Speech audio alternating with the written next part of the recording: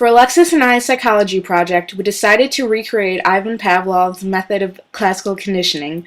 Classical conditioning allows us to recognize a stimulus that isn't harmful itself and respond appropriately.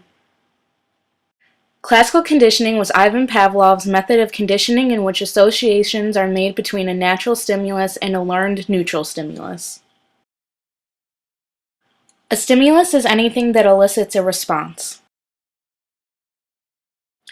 We took Alexis's dog Jake, and every time he was fed, before being given the food, a bell was rung. This went on for a week.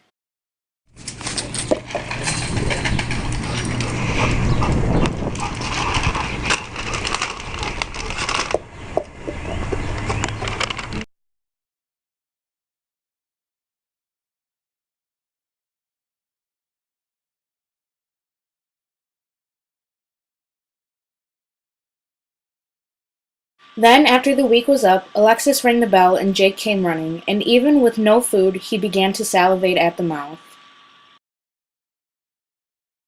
Over time, Jake had begun to associate the sound of the bell with being fed.